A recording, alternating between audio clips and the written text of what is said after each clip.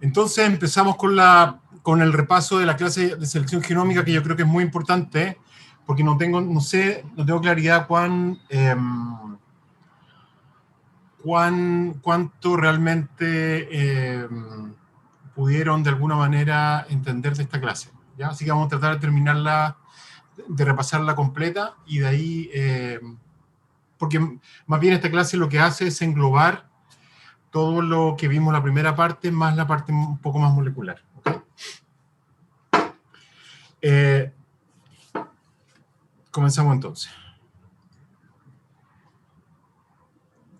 Bueno, como ustedes ya me imagino a estas alturas del curso ya deben saber, lo que uno hace en genética es básicamente tratar de descomponer el fenotipo en el fenotipo en dos componentes principales, que son básicamente, en este caso el genotipo y el ambiente, ¿ya? ¿Y por qué queremos hacer eso? Porque queremos conocer el efecto del genotipo y el efecto del ambiente, porque son ambos factores los que definen el fenotipo que nosotros medimos y observamos cuando vemos un animal, ¿ok?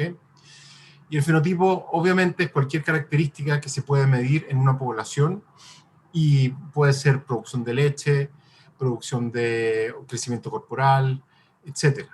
¿Ya?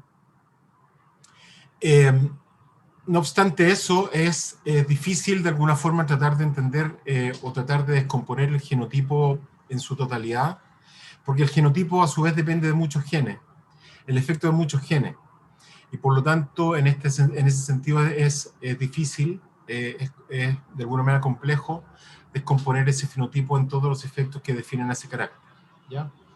Y eso es porque en la mayoría de los casos lo que se ha visto es que el genotipo, el efecto de los genes que definen a un genotipo está definido por un modelo infinitesimal. ¿Y qué es infinitesimal? Es básicamente un modelo que define que muchos efectos tienen muy poco efecto, y por lo tanto descomponer en forma parcial el efecto de cada uno de esos genes es muy difícil, ¿ya? Otra manera de escribir este modelo es un modelo poligénico, es decir, un modelo que tiene muchos genes, o que está definido por muchos genes, ¿ya? En general, a partir de estudios poblacionales, a través de mutaciones, etcétera, y cómo se comportan básicamente algunos genes, existen algunos genes que tienen un componente genético distinto, que se distribuyen no en forma, digamos, no solamente en base a efectos pequeños, sino que en base a genes de gran efecto con genes de efecto muy pequeños. Y por lo tanto, en ese sentido, también uno puede eventualmente llegar a encontrarlo. Y es un poco lo que es la panacea, es decir, si uno puede definir un carácter en base a un gen de efecto mayor y muchos genes de efecto pequeño, donde el efecto de ese gen explica mucho de la variabilidad genética, o lo que vimos en el curso como la heredabilidad, en ese caso particular entonces, podemos de alguna forma manipular más fácilmente nuestras decisiones de selección. Pero en la mayoría de los casos, todos los caracteres productivos están definidos por un modelo poligénico. ¿Okay?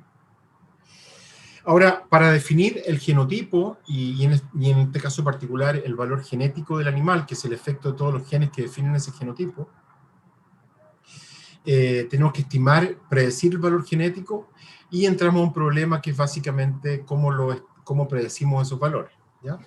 Y hemos visto, en el caso de la selección por tradicional, digamos, predicción tradicional, mediante índice o el mejor predictor lineal sesgado, que es el BLAP, a través de las ecuaciones de los modelos mixtos, uno puede eventualmente descomponer los factores ambientales y los factores genéticos para definir entonces en ese caso los valores genéticos predichos, ¿ya? Recuerden ustedes que utilizamos un registro fenotípico, la matriz de parentesco, que es la matriz que construimos en la primera parte del curso, y de esta forma tal amalgamamos todo el pedigrí de la población más la información de los fenotipos para predecir los valores genéticos en la población. ¿Okay? Recuerden ustedes que el BLAP es muy importante, porque además de predecir los valores genéticos, uno permite simultáneamente la estimación de los valores ambientales, como puede ser el efecto rebaño, el efecto año-estación, por ejemplo en vacas, que es importante, o el efecto de tener, por ejemplo, vacas en pastura o en confinamiento, etc. Hace muchos años atrás, todo el mundo pensaba que era muy fácil descomponer el genotipo o el efecto de los genes en base a un modelo que se denominaba un modelo monogénico, ¿ya? Y en ese momento, estamos hablando de los años 90, 2000, se acuñó el término selección asistida por marcadores, ¿ya? Y eso es porque en ese momento se sabía, un paper muy importante en los años 90 de tomate, donde se descubrió que efectivamente habían regiones del genoma que explicaban caracteres cuantitativos y esas regiones del genoma eran muy significativas. Y esto comenzó básicamente en plantas, donde en el tomate se descubrieron algunos genes asociados a crecimiento y a morfología, y eso se tomó en otras especies, en animales, de forma tal de poder verificar si sucedía lo mismo en animales como lo que se observó en plantas. Y se desarrollaron distintos métodos. Por ejemplo, hay un BLAB que se desarrolló en el año 90, donde básicamente se utilizaba la información de un gen, y dependiendo de cuánto de la variación genética explicaba ese gen, uno podía eventualmente predecir el valor genético para ese gen en particular o esa región, y con eso tener el valor predicho de ese gen para cada animal, y por lo tanto uno puede seleccionar los animales que tienen los alelos utilizando el modelo de valor genético que veíamos en algunas clases anteriores, cada animal. ¿Okay? Acuérdense ustedes que cuando veíamos el valor genético de un animal, el valor genético aditivo de un animal y los efectos promedios, esto es exactamente lo que se hace, pero en este caso particular, nosotros vimos en el curso que se asumía que había básicamente un efecto en ese gen, y se conocía el gen, y por lo tanto se conocía la mutación, etc. Acuérdense que el gen pigmeo en ratones es un gen que se conoce el efecto, es un gen causal, pero en muchos casos no conocemos el efecto de los alelos por ejemplo, de un marcador, y por lo tanto tenemos que estimarlo, predecirlo, en base a la metodología BLAB que vimos también en la clase anterior. ¿Okay? El problema de esto es que dependiendo del grado es decir, cuánto explica ese marcador de la variabilidad genética, era básicamente la ganancia que se obtenía, ¿ya? Y en ese momento, en muchos de los papers que salieron en ese momento, asumían que los valores genéticos, el efecto del gen era muy alto, y por lo tanto en muchos casos se sobreestimó la valoración por la selección con un solo gen. ¿Okay?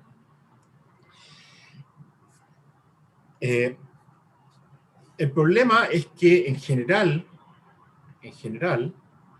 cuando uno compara la ganancia obtenida en base a la selección tradicional en relación a la selección asistida por marcadores per se, lo que sucede ahí es que cuando uno compara ambas ganancias, no es tan importante la ganancia que uno obtiene por la selección asistida por marcadores. Y eso es porque efectivamente, cuando uno utiliza solamente un gen para explicar un fenotipo complejo, que depende de muchos genes, la ganancia genética que uno obtiene es muy baja, producto de que la proporción de la varianza genética que explica ese locus es muy pequeña. Y otro problema estadístico que hay es que cuando un marcador tiene un efecto muy pequeño, cuando un gen tiene un efecto muy pequeño, al ser más pequeño el efecto, es mucho más difícil estimar el efecto que tiene ese marcador, porque tenemos menos poder de detección. ¿Okay? Y ese es un tema estadístico que sucede. Si se suma, entonces, nosotros le damos cualquier valor. No se asume. Cuando uno trata de predecir el valor para un marcador en particular, se debe estimar el efecto que tiene ese marcador. Por lo tanto, no es que se asuma, se estima, ¿ya? Pero, como les digo, hay dos problemas con esto, que efectos pequeños tienen bajo poder de predicción o de estimación, y porque efectivamente muchos de los genes están asociados con una proporción de la varianza genética muy baja. ¿Okay? Se estima en base a distintos modelos. Hay modelos uno puede, por ejemplo, incluir dentro de las mismas ecuaciones de modelos mixtos, particularmente el efecto de un marcador en particular, como un efecto fijo. ¿Okay? Y así uno obtiene el efecto de ese marcador en la población que estamos tratando de seleccionar. ¿Okay? Ahora bien, en ese momento, cuando estamos en plena era de la selección asistida por marcadores, en la mayoría de las especies domésticas solamente existía información de marcadores microsatélites. Y por lo tanto, estos marcadores microsatélites tienen la desgracia que son muy difíciles de genotipar. No es sencillo genotipar muchos microsatélites, porque hay una parte que depende del PCR, luego hay una parte que depende del análisis de secuenciación, y luego además hay una etapa que es el curado de estos microsatélites. Y dependiendo de cómo sea el PCR, es la confiabilidad que tienen los distintos alelos dentro de una población para un microsatélite, y por lo tanto, en algunas ocasiones es muy difícil genotipar estos animales. Es muy difícil genotipar muchos animales para muchos microsatélites en una población. ¿Okay? Sin embargo, en los años 2000, producto del secuenciamiento del genoma humano, comenzó toda una carrera por tratar de seleccionar, de obtener secuencias de muchos animales a partir de todo lo que se había aprendido del genoma humano. ¿Okay? Y en ese sentido, entonces, se comenzó la secuenciación, por ejemplo, del ratón en el año 2002, el genoma del perro en el 2004, se completó, 2007 el gato, y ya en los años 2010, etcétera, se completó genomas humanos, el proyecto del genoma de los 1000 genomas humanos, por ejemplo, se secuenció el bovino, el cerdo, el pavo, por ejemplo, etcétera, y ahí comenzó toda una gran cantidad de proyectos de secuenciamiento en la realidad. ¿Okay? Sin embargo, la proposición de cómo se podía utilizar esta información aparte del genoma se estableció mucho antes, en el año 2001. ¿Okay? Y hay un paper seminal donde básicamente se desarrolla la técnica de cómo uno puede utilizar información del genoma completo. Y en general el tema es que cuando uno tiene un genoma, yo esto siempre lo digo, el genoma no define los caracteres cuantitativos, per se. Es decir, si ustedes tienen un genoma, lo que es un genoma simplemente es el ordenamiento de los pares de base que existen en un genoma, pero no dice nada de cuál es la expresión de ese genoma en los caracteres que nosotros queremos seleccionar, que son básicamente los caracteres cuantitativos. ¿Ya? Y como les decía al principio, los caracteres cuantitativos, todo carácter que defina que es importante en un sistema productivo, o puede ser, por ejemplo, también la displasia caer en perro. Ese también es un carácter cuantitativo, ¿ya? Que se puede medir, y cuando uno mide animales en una población existe una gradiente normal de efectos o de animales que tienen distintos valores que de alguna forma se distribuyen de manera normal. ¿Okay? Y por lo tanto el genoma per se no nos define básicamente el efecto o el fenotipo de esos animales, porque efectivamente el genoma para definir el fenotipo depende de distintos procesos transcripcionales, procesos proteómicos, cómo interaccionan las proteínas. Por lo tanto, no es simplemente una relación uno a uno genoma-fenotipo. ¿Ya? Y eso es lo difícil. No obstante eso, lo que uno puede hacer es de forma muy sencilla, utilizar la variación que existe en esos genomas para poder caracterizar y utilizar esa información a nivel del genoma completo, ¿ya? Y es súper importante esto porque a partir del genoma humano se desarrollaron técnicas que permiten definir, establecer las variantes, no solamente en 100 marcadores, sino que en miles de marcadores para cada animal que uno tiene disponible en una población. Y por lo tanto, se hace mucho más sencillo el genotipado masivo de animales de forma muy barato, digamos, relativamente barato en una población, para obtener básicamente la variación genética de los animales en el genoma, en los genomas que están definidos dentro de una población. ¿Se acuerdan ustedes cuando vimos en Mike qué son los SNPs? Esas son las variantes, ¿ya? Que son las variantes que están básicamente en los arreglos de genotipado, que es lo que está acá abajo, ¿ya? Esto de acá. Estos arreglos de genotipado permiten determinar todas las variantes que existen en un animal para 60.000, 200.000 marcadores de forma simultánea. Y esa información es la que se utiliza para poder predecir los valores genéticos de los animales en base a los fenotipos que estamos de alguna manera tratando de... estamos midiendo en una población. Es decir, estamos definiendo en base a esas variantes diferencias que nos permiten determinar diferencias, a partir de esas diferencias, que están de alguna manera correlacionadas con las diferencias que nosotros observamos en los fenotipos. Pero utilizando todo el genoma. ¿Por qué? Porque los chips de genotipado o arreglos de genotipado definen la variación que existe en el genoma a través de todo el genoma, a través de todos los cromosomas. ¿Okay?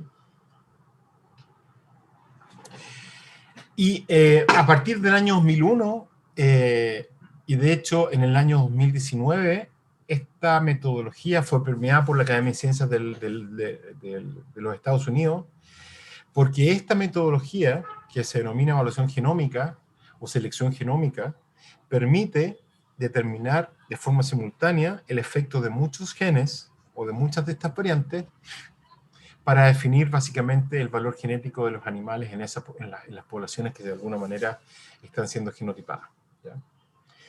Y acuérdense ustedes que vimos en el caso de los bovinos, que efectivamente estos valores genéticos predichos en base a los SNPs son básicamente los valores genéticos que son los que se utilizan en la industria, en todas las industrias pecuarias genéticas. ¿Okay? Y básicamente lo que es la evaluación genómica es básicamente selección asistida por marcadores, pero a escala genómica, es decir, a través de todo el genoma. Porque ya no estamos interesando solamente en un gen o en un locus particular, sino que estamos interesados en la evaluación genética utilizando todo el genoma de un animal o de los animales de una población. ¿Okay? ¿Por qué? Porque eso está más en línea con lo que uno espera en relación a un modelo poligénico o un modelo infinitesimal de explicación que explica básicamente los fenotipos que estamos observando. ¿Ok? Y en el caso particular de los marcadores que están disponibles, por ejemplo, en el bovino hay arreglos de genotipado que tienen, por ejemplo, 600.000 SNPs o 800.000 SNPs. Y hay básicamente, en otros casos, arreglos de genotipado que tienen 50.000, 60.000 SNPs. Y por tanto, con esta herramienta se puede básicamente seleccionar los animales de manera más sencilla. Si tienen dudas, por favor, háganmelas para que no queden dudas ahí en el guardar. ¿Okay? Entonces, para implementar este tipo de evaluación genómica, se necesitan, en términos generales, dos situaciones. La primera situación, que es la más importante, es definir nuestra población de referencia, ¿ya? Y la población de referencia es el conjunto de animales que tienen una historia similar, historia poblacional similar, y que han sido medidos por las características que queremos de alguna manera nosotros seleccionar en el sistema de producción. El caso típico el paradigma de la selección genómica es son los bovinos. Y en este caso particular, en los bovinos, hay registros fenotípicos desde los años 40, pero también hay registros, hay registros fenotípicos muy anteriores, pero también existen datos genéticos, porque existe DNA que se guardó en los años 90, y de esta forma, entonces uno puede utilizar ese DNA y definir básicamente la población de referencia en base a este gran grupo de toros que están disponibles dentro de la población de vacas Holstein, para poder determinar entonces y definir la población de referencia. ¿Okay? El tema de la población de referencia es muy importante porque si nosotros vamos, por ejemplo, queremos utilizar la información de la población de referencia de vacas Holstein en la población, por ejemplo, de Jersey, eso no es posible porque ambas poblaciones son distintas, han tenido distinta historia poblacional a pesar de ser la misma especie. ¿Okay? Y por lo tanto, a partir de esta historia poblacional diferente, el efecto que tienen los distintos alelos en la población A va a ser distinto a los distintos alelos que existe en la población B, y por lo tanto no es posible transportar la información que nos va a generar la población de referencia A hacia la población B. ¿Okay? Y lo que hacemos con esa población de referencia es básicamente definir y determinar, a partir de la información de estos genotipos, para todos esos marcadores, y los fenotipos, definir básicamente el efecto que tienen cada uno de estos marcadores para los distintos fenotipos que nosotros estamos midiendo en esa población. ¿Okay? Y a partir de esa información, estimamos el efecto que tiene cada uno de esos marcadores, de forma tal de poder caracterizar básicamente la variación fenotípica y descomponer la variación fenotípica en variación genética explicada por los marcadores moleculares y la variación fenotípica explicada por el ambiente. ¿Okay? Y esto es lo mismo que tratábamos de hacer con la matriz de parentesco. No obstante lo anterior, en la matriz de parentesco no teníamos una buena estimación de lo que sucedía dentro de la familia, porque básicamente teníamos información de las líneas que existen, padres y madres, pero que contribuían con mayor cantidad de información para la predicción de los valores genéticos. En este caso, tenemos información de marcadores y por lo tanto se independiza un poco el pedigree de esa población en relación a lo que sucedía con el plan tradicional con la matriz de parentesco. Y por lo tanto, lo que va a pasar en ese caso es que vamos a descomponer el efecto que tienen las líneas de sangre de la población, y por lo tanto, como vamos a ver en un par de láminas más, la herencia, o básicamente la herencia de los caracteres, va a ser independiente de las líneas genéticas y por lo tanto de la ancestría, y por lo tanto lo que va a suceder es que la consanguinidad de la población va a ser muy baja. ¿Okay?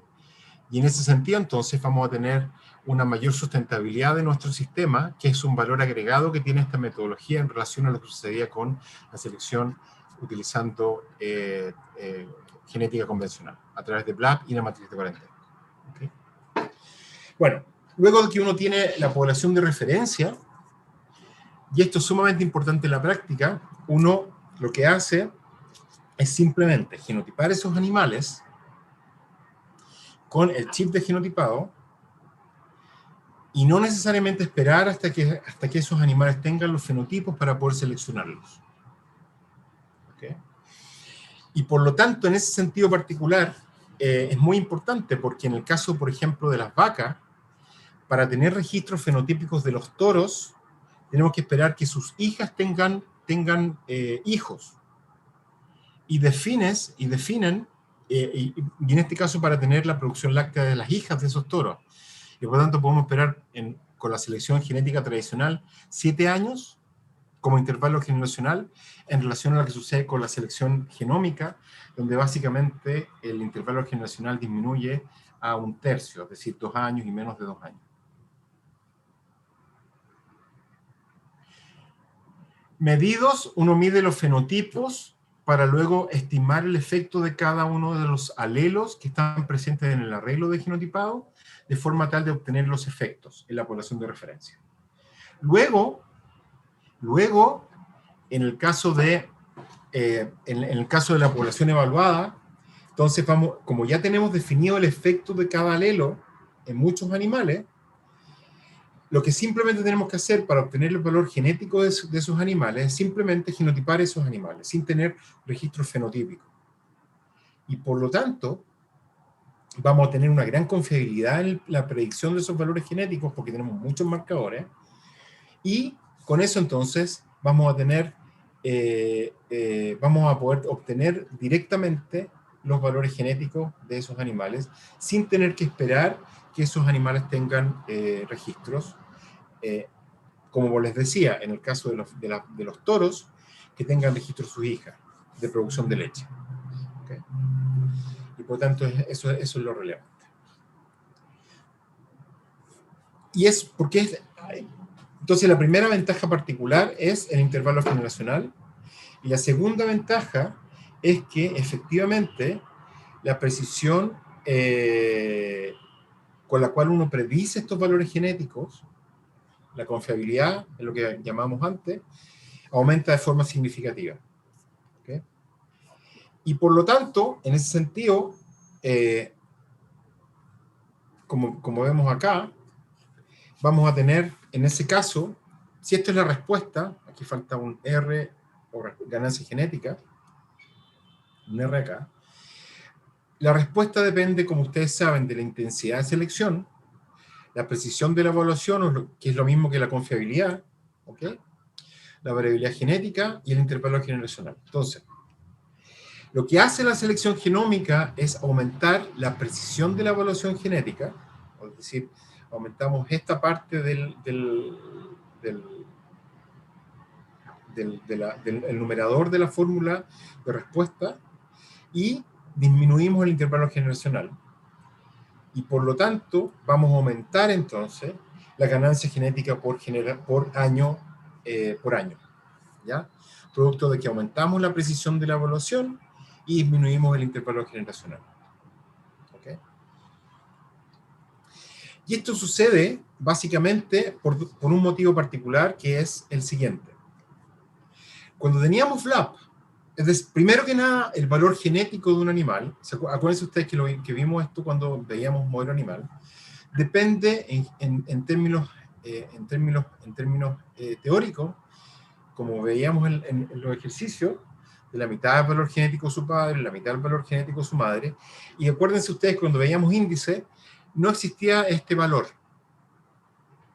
Y es porque este valor, el muestreo mendeliano, no podíamos estimarlo con las herramientas que teníamos disponibles antes. ¿Okay? Y básicamente lo que sucedía con el BLAP y el índice de selección es que teníamos solamente registros de información del padre y la madre. ¿Ya? Y cuando solamente tenemos registros del padre y la madre, solamente teníamos básicamente esta información que no estaba disponible. ¿Okay? Cuando utilizamos BLAP, aumentaba la precisión de la estimación del valor genético del padre y la madre, y por ende la estimación del propio candidato, producto que teníamos información de todo el pedigree. Sin embargo, la evaluación genómica, además de la precisión de las estimaciones de GIP, aumenta la precisión, producto de que, efectivamente, aumenta la precisión de este valor de acá, que es el muestreo mendeliano. El muestreo mendeliano, como también ya lo vimos, define diferencias dentro de cada familia. Acuérdense ustedes. ¿Por qué? Porque depende del muestreo de los alelos que cada individuo dentro de una población ha heredado de su padre y su madre. Porque efectivamente, en general, cuando tenemos una población no consanguínea y los padres de ese individuo no son consanguíneos, todos los animales dentro de ese grupo de animales, de esa familia de propios hermanos, básicamente, son diferentes productos de este muestreo de los alelos. Porque no todos los animales heredan los mismos alelos de sus padres. ¿Ok? ¿Estamos claros con eso, no? Que esto es muy importante.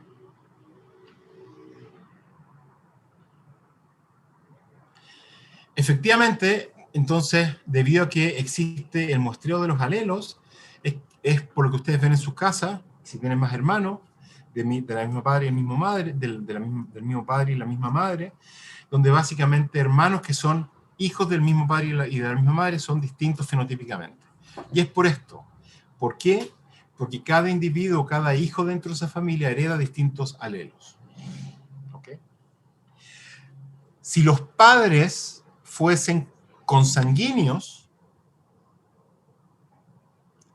y yo los cruzo entre sí, la progenie que se genera en base a esos individuos que son consanguíneos, es idéntica genéticamente, pero completamente heterocigota. Si los animales, si los padres de alguna manera son homocigotos para distintos alelos.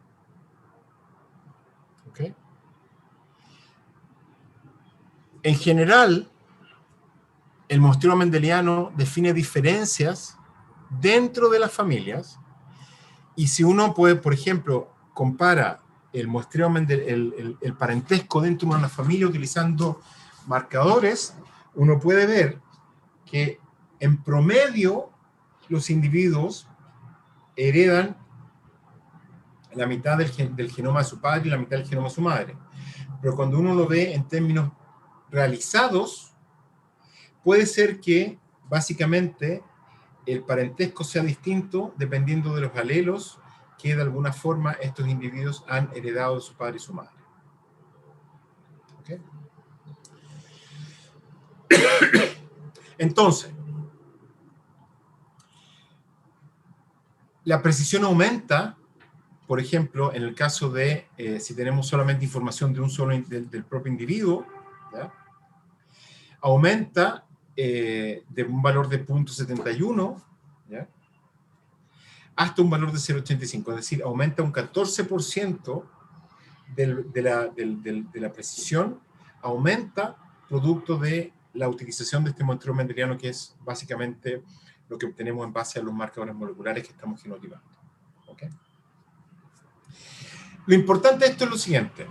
La respuesta entonces a la selección, utilizando información genómica, va a aumentar producto de que aumenta en términos generales la precisión de la evaluación con la cual nosotros estimamos nuestros efectos, y a su vez disminuye el intervalo generacional, como vamos a ver en muchas especies. De la letra G, la precisión, acuérdense ustedes, que es la correlación entre el valor genético verdadero y el valor genético predicho. Mientras más alta sea la correlación entre el valor genético verdadero y el valor genético predicho, mayor va a ser esa correlación.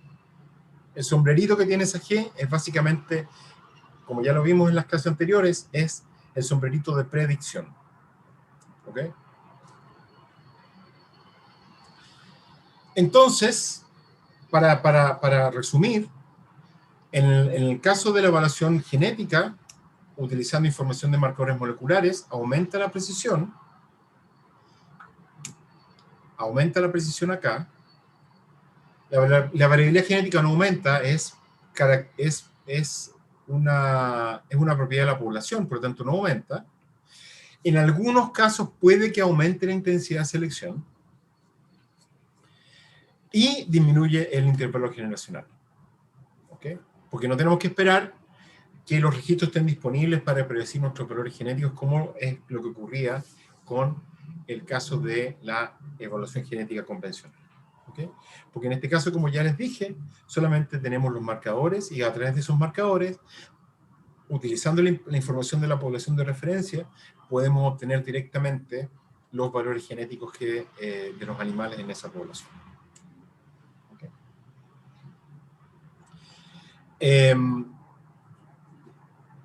En relación a la tasa de consanguinidad, es muy importante esto, porque en general, la selección por convencional, utilizando los modelos mixtos o las ecuaciones de predicción mediante BLAP,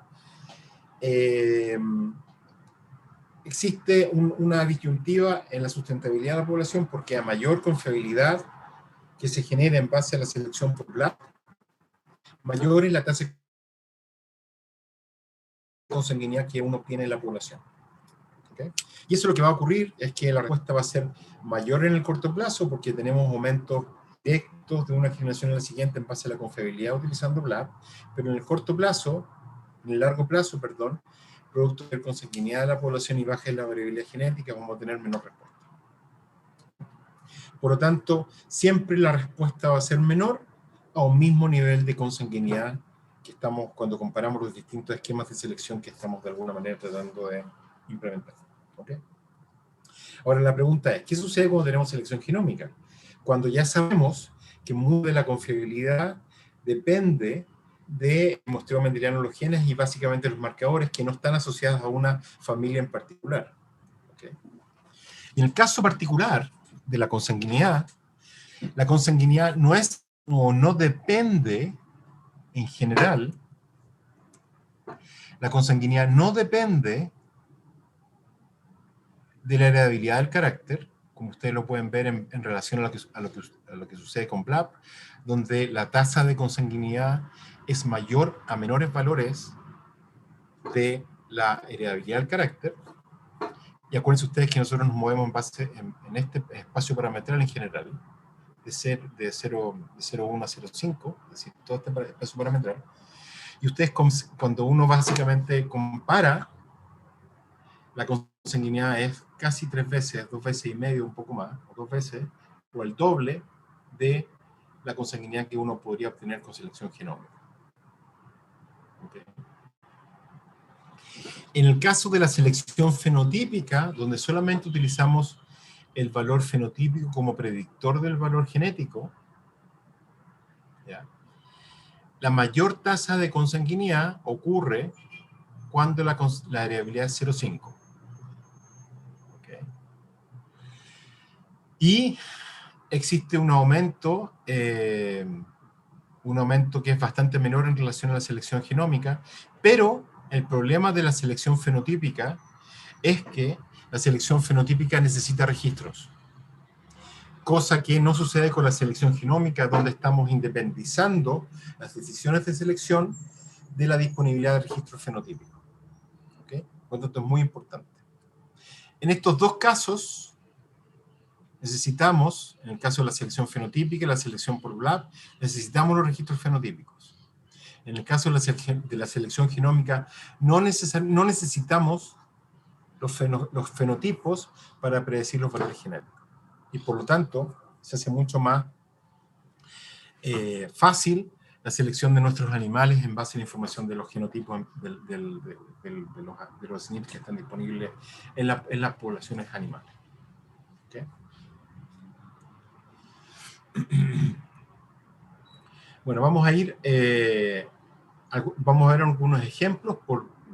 En el caso de los peces, es muy importante porque cuando uno tiene, por ejemplo, una población que ha sido de alguna manera expuesta a un patógeno, esa población obviamente no se puede seleccionar y por lo tanto es imposible utilizar el valor fenotípico de sus animales para seleccionarlos y definir cuáles son los que son más resistentes a una enfermedad. Y lo que se hace es básicamente definir un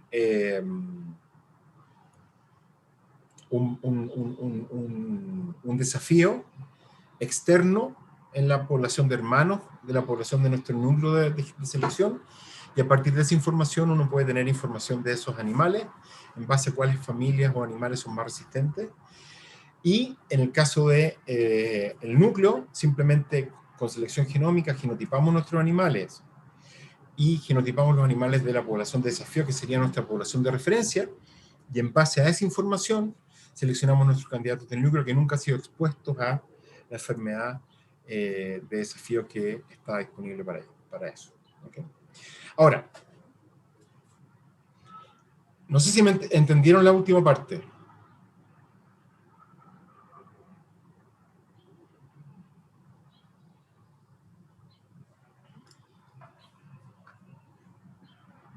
Perfecto. Entonces, en este caso particular, solamente genotipamos nuestros animales del núcleo para poder estimarlos. ¿Está acá? Ya. Entonces, básicamente lo que tenemos acá es el desafío con un patógeno en animales que son hermanos de los animales que están en el núcleo genético, ¿ok? Y esos animales los desafiamos a una enfermedad. Cuando uno desafía para una enfermedad, esos animales van a ir muriendo, ¿ya?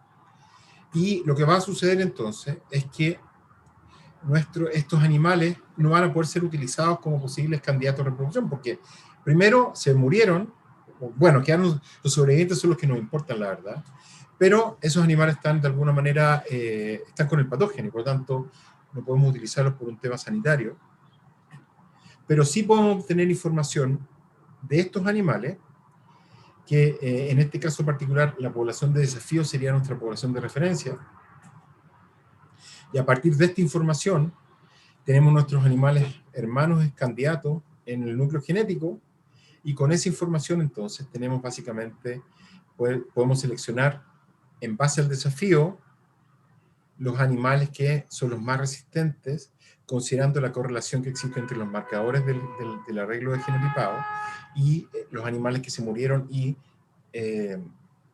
sobrevivieron al desafío. Entonces, por ejemplo, si un animal, por ejemplo, heredó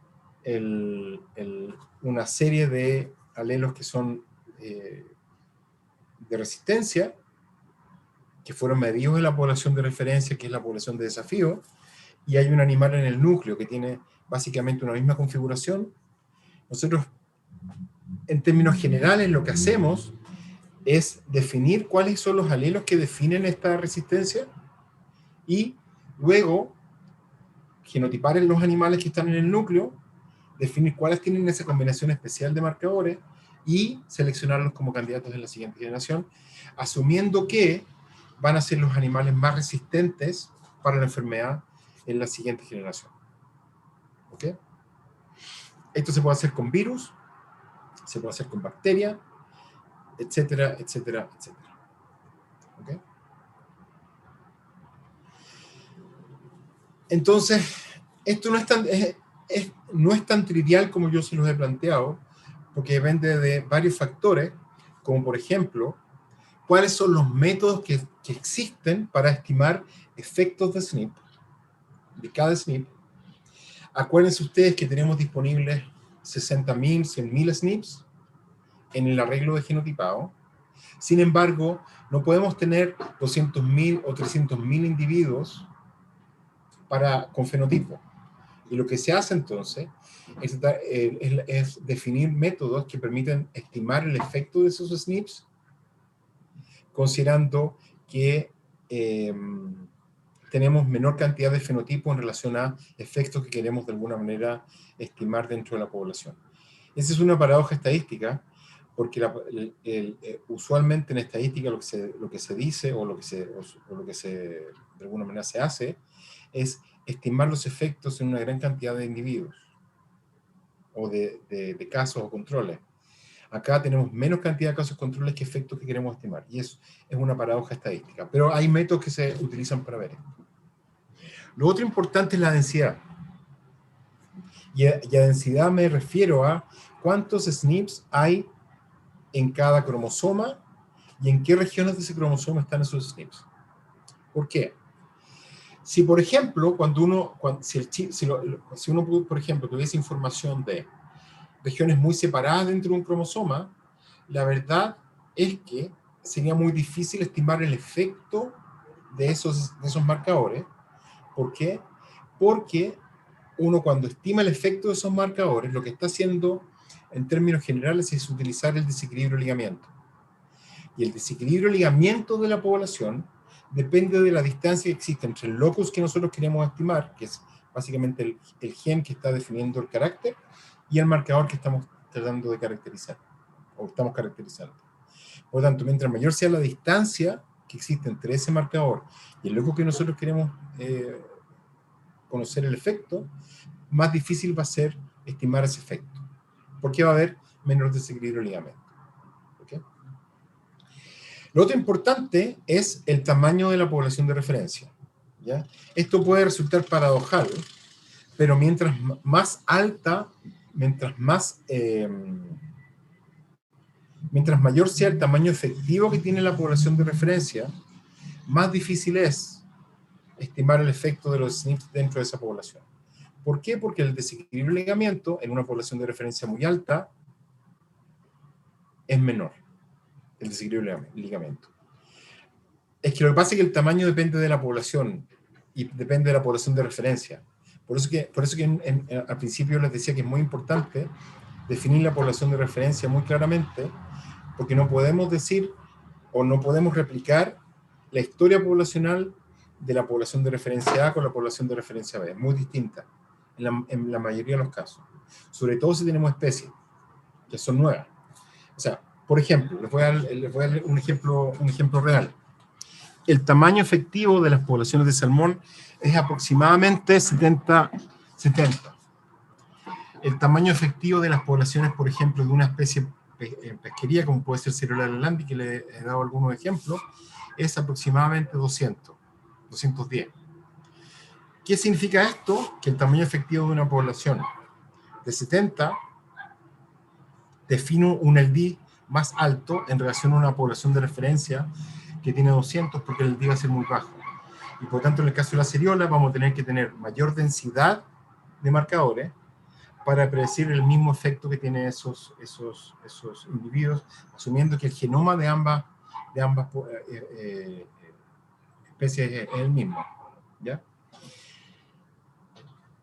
El caso de la ceriola es un caso bien particular, porque el genoma de la ceriola es un genoma bastante simple, es muy bajo, es decir, el tamaño del genoma es muy pequeño, comparado con el salmón, y por lo tanto la densidad que nosotros necesitamos es generalmente más baja que lo que ocurre con el salmón del Atlántico. Puede ser más alta, considerando que el tamaño de la población de referencia es muy bajo, es mucho más alto. ¿Okay? No sé si le he contado, pero nosotros hemos caracterizado el genoma de referencia el genoma de referencia de la ciruela lalandi, en base a secuencia. Tenemos el genoma de referencia definido en base a cromosomas también. Okay. Parte de lo mismo, los genomas de referencia, hay muchos genomas de referencia que están disponibles en el NCBI, pero hay muchos genomas que no están disponibles. Por ejemplo, el genoma de referencia de la célula lalandi no está disponible. Y nosotros lo que hicimos fue determinar en la facultad, en nuestro laboratorio, el genoma de referencia para esa especie. Y a partir de ese genoma de referencia, definimos arreglos de genotipado para célula lalandi y tenemos disponible entonces todo el desarrollo genómico para aplicar selección genómica en célula lalandi, que es una de las especies más importantes del programa de diversificación acuícola. De hecho, lo que estamos haciendo ahora es seleccionar genómicamente célula lalandi para mejorar el desempeño de esa especie en condiciones de producción intensiva mediante recirculación. ¿Okay? Y eso lo hemos hecho primero definiendo el genoma de la célula lalandi y luego desarrollando un arreglo de genotipado para la especie. ¿Ya? Y no menor es que es cómo se implementa este sistema de referencia, porque, claro, genotipar animales en base a SNPs con arreglo de genotipado es relativamente barato, pero cuando tenemos pocos animales y tenemos poco fondo, la selección por estas características, básicamente el genotipado es relativamente caro. Es decir, si comparamos que para bovinos, en una empresa genética utiliza, no sé, puede costar $30 por muestra, en célula lalandi, el mismo gen, el mismo arreglo con menos marcadores, cuesta alrededor de $120. O sea, la diferencia es bastante alta. Entonces, para resumir, tenemos lo siguiente. Tenemos básicamente acá lo siguiente. Tenemos que, para implementar selección genómica, tenemos nuestra población de referencia, que está definida en base a genotipos conocidos, es decir, animales genotipados con el arreglo de genotipado, y los fenotipos que nosotros queremos seleccionar. ¿Okay? Luego de esto, lo que hacemos es definir nuestra ecuación de predicción que lo que hace es definir el efecto de todos los marcadores en forma simultánea para predecir el valor genético de ese animal, o de esos animales, y luego, a partir de esta ecuación de predicción, aplicamos la misma técnica para definir cuál es el valor genético de estos animales, que son nuestros candidatos de selección, solamente determinando el valor de esos valor genético de esos animales, utilizando solamente marcadores moleculares. ¿Ok?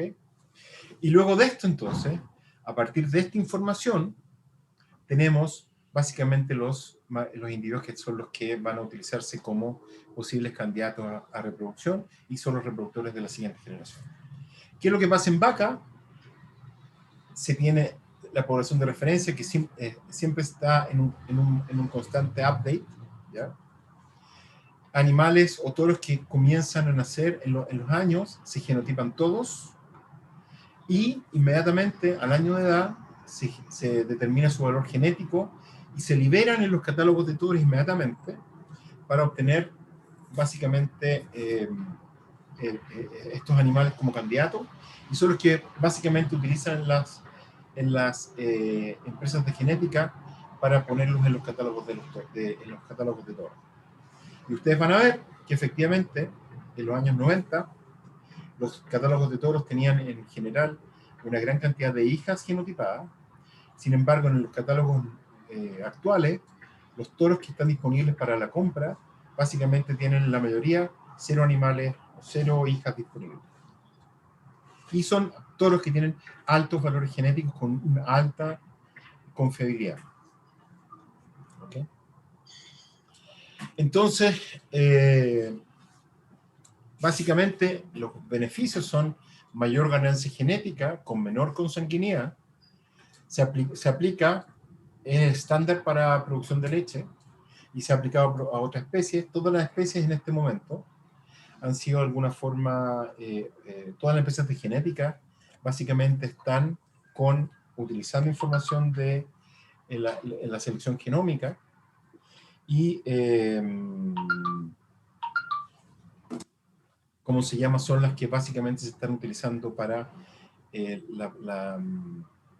¿cómo se llama? La utilización de estas evaluaciones. ¿Okay? Y todas las empresas de genética lechera se utilizan este tipo de información. ¿Okay? Ok, ¿les parece que continuemos la próxima clase y terminamos el curso en la próxima clase para poder, viendo la hora, son las 12, un cuarto para la 1, y hemos estado desde las 10 de la mañana, quizás estoy muy cansado, pero, y terminamos esta clase y les voy a dar otros tips. Lo ideal sería, no sé qué les parece.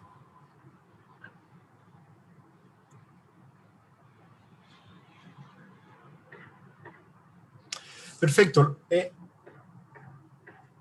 La idea entonces es que la próxima clase hagamos un wrap-up de todo lo que hemos visto.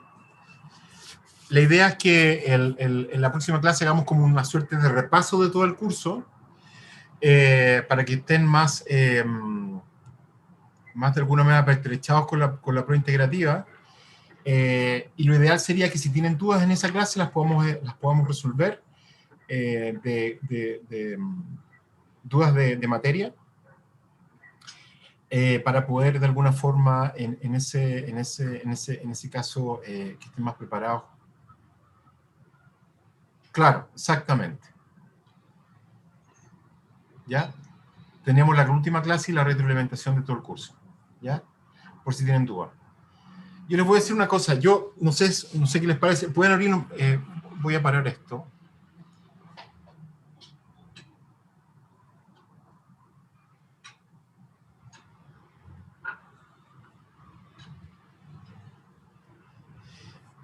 Sí, no hay problema.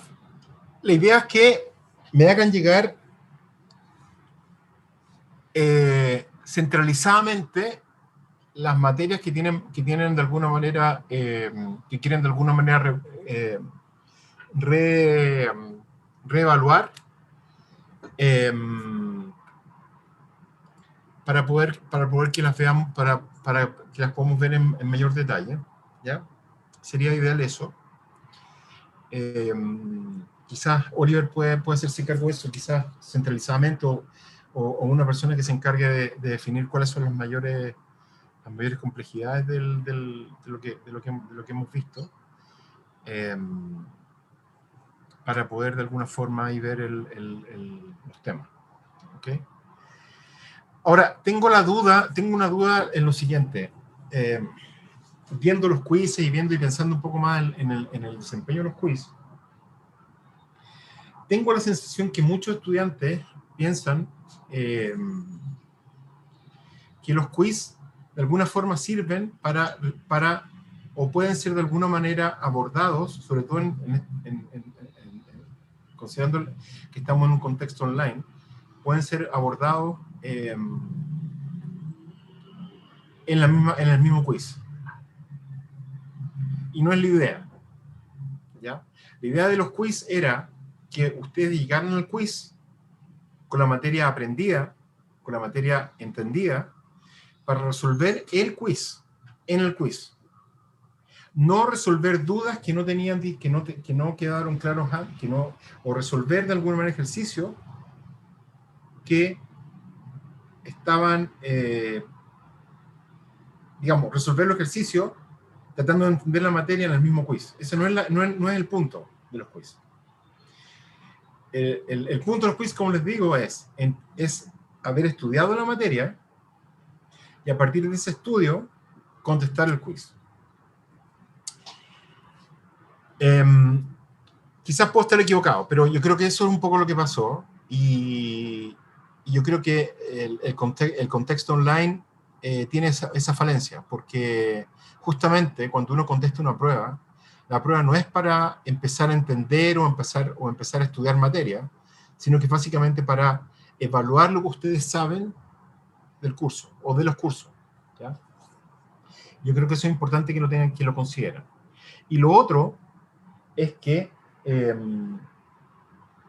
estoy retroalimentando el curso en general, no en particular, sino que en general yo creo que es bueno que ustedes aprendan de alguna manera a no preguntar cosas que son básicamente operativas, pero más bien de fondo de los cursos. Como les dije en una de las clases anteriores, no hubo preguntas de materia. A mí me llegó, puede haber sido una persona, dos personas ante la prueba con preguntas, pero no hubo consistentemente preguntas de estudiantes para resolver dudas, ¿ya?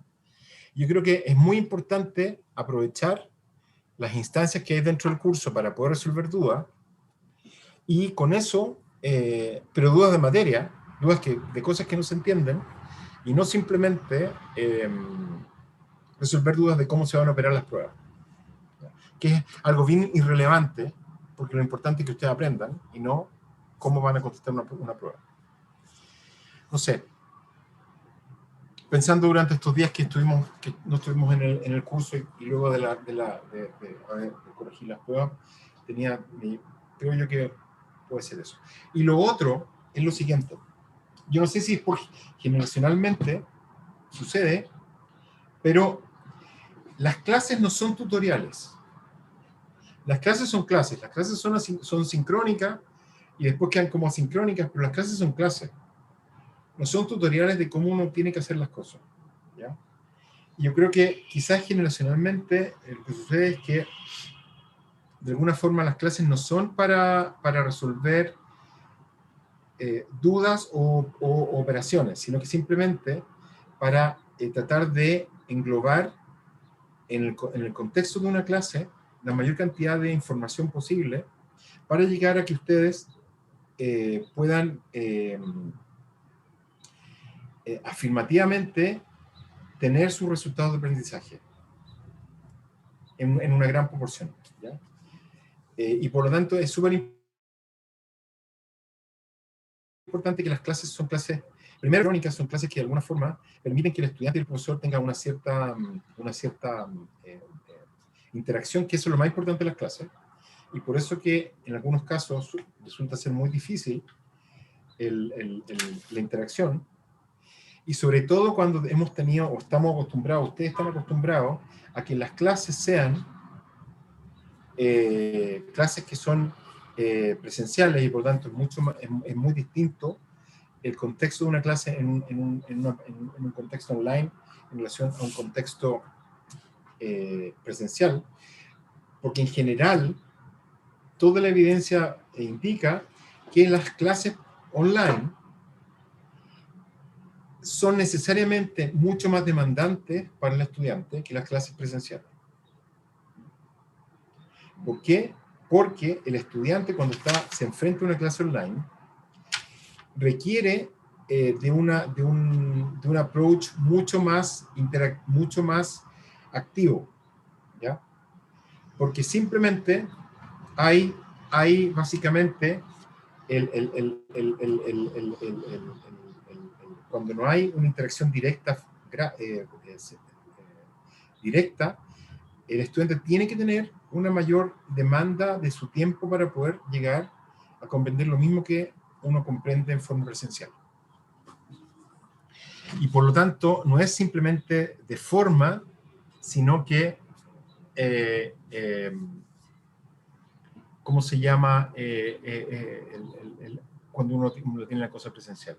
Y por lo tanto, yo creo que es un tema que es importante que ustedes lo estoy dando como reflexión, unas reflexiones finales de lo que yo veo del curso, pero acá todos estamos en lo mismo, es decir, uno todo el tiempo trata de, digamos, en el tema de la pandemia uno trata de hacer lo mejor posible, pero básicamente es diferente.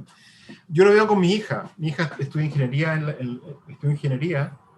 en la Federico Santa María, y a ella le resultó mucho más difícil las clases online en relación a mis sobrinos que están en ingeniería en la Católica, el primer año, y ellos, a los del primer año, les resultó mucho más fácil porque nunca han tenido clases presenciales. Mi hija está en segundo y tuvo todo un año de clases presenciales, y es mucho más difícil, fue mucho más difícil para ella acostumbrarse a las clases online. En cambio, los de primero siempre tuvieron clases online, y por lo tanto, no conocen las clases presenciales. Quizás cuando tengan clases presenciales va a ser muy distinto, porque el contexto es muy distinto, y van a ver que las cosas son completamente distintas, ¿ya? Quizás va a ser más fácil, o quizás va a ser más difícil, pero va a haber cambio. Entonces, y eso también aplica para nosotros. Nosotros hacemos básicamente lo posible para que todo esto sea lo más, ¿cómo se llama? Lo más llevadero posible, y para que ustedes aprendan, si eso es lo más importante, ¿no? Y lamentablemente esas son las condiciones que uno tiene, pero hay que simplemente llevarlas como se dan nomás. No hay... Yo les envié 2 documentos. A esta altura no les recomiendo ver Falconer, porque Falconer es difícil, no es para de un día para otro, no es de un día para otro para empezar a estudiar. Es un libro difícil porque tiene mucho de intuición, y aparte tiene mucho de lógica, y no es trivial, no es trivial entender.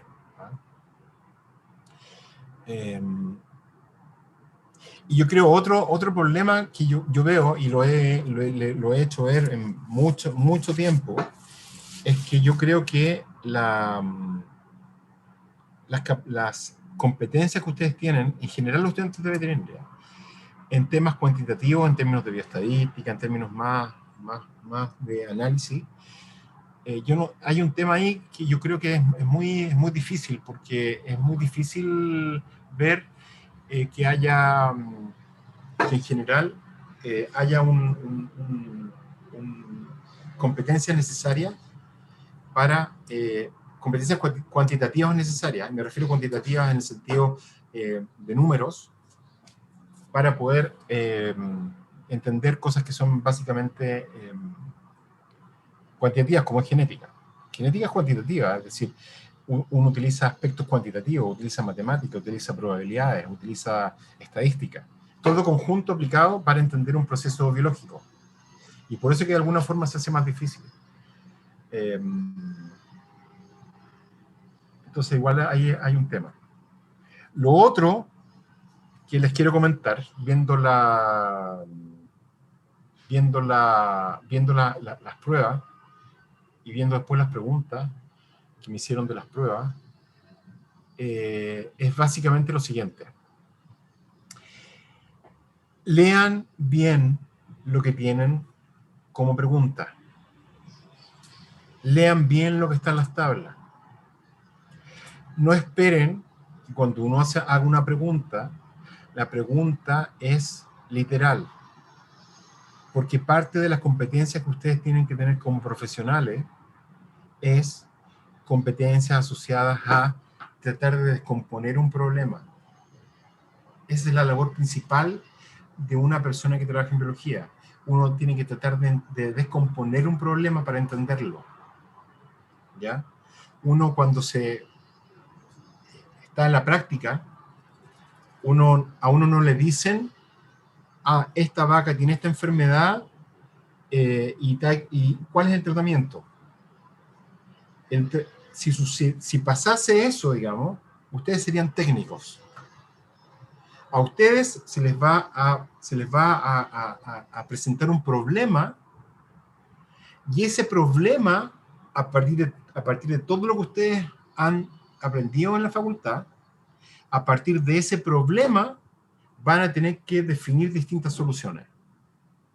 Si no entienden el problema, malamente van a poder tener una solución a un problema. Y por lo tanto, esa capacidad la tienen que desarrollar. Es lo más importante que ustedes tienen que tener como profesionales. Entender primero lo que leen, entender el problema biológico que subyace, y a partir de toda la información que ustedes tienen y que han de alguna manera estudiado en la facultad, con todos los resultados de aprendizaje de todos los cursos, tratar de descomponer un problema. Los problemas no son unilaterales, son multilaterales y son complejos. Por lo tanto, no es sencillo, pero eso es lo que...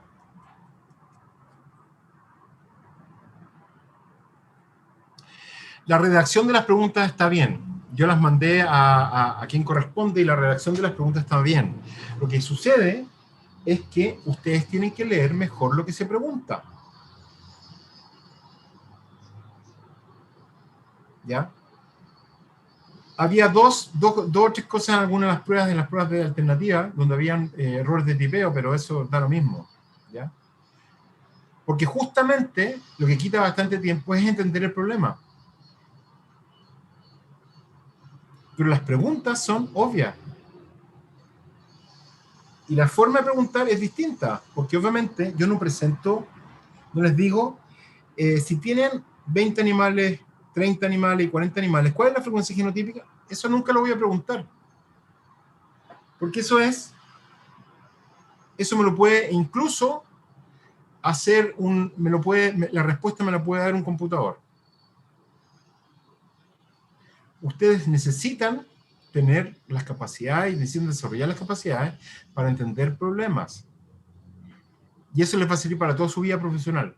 Si no entienden problemas, es muy difícil que puedan entender cómo solucionar esos problemas.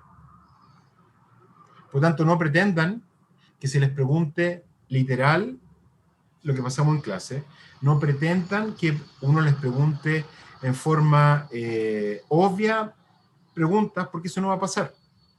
Ustedes van a estar enfrentados a un problema biológico y en base a lo que vimos del curso van a tener que solucionar ese problema biológico. ¿Ya? De eso se trata. Y eso es lo más importante de las competencias que tienen que tener en cualquier curso y particularmente en este. Ustedes ven que esto es aplicación de matemática, de estadística, de probabilidades, de álgebra en algunos casos, en temas biológicos. Y esa es la complejidad de esto. Básicamente eso. Yo les voy a decir, cuando yo comencé a trabajar en genética, tuve cursos con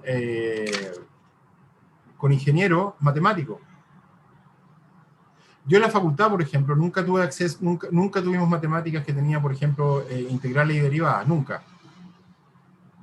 Y un día para otro, de un semestre para otro, aprendí a derivar, a calcular integrales dobles, estadística. O sea, no me costó. Quizá tengo las habilidades, pero no es difícil tampoco, a eso me refiero. ¿Ya? Pero, en términos generales,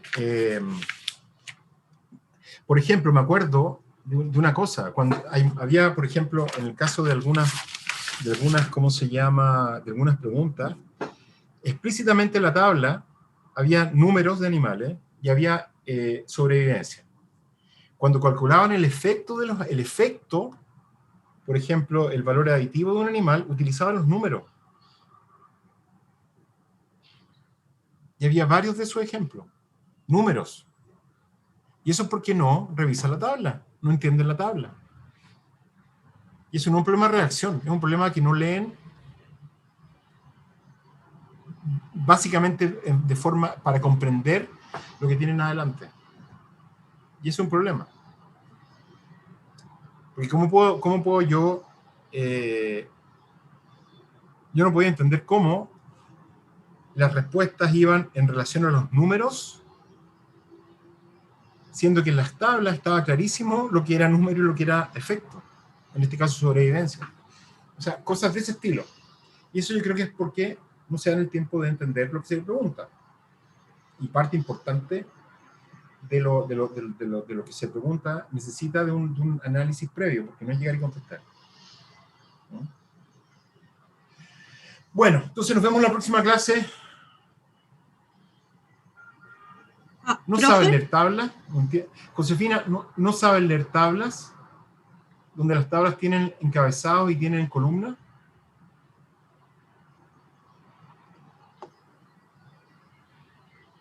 Eso es una tabla.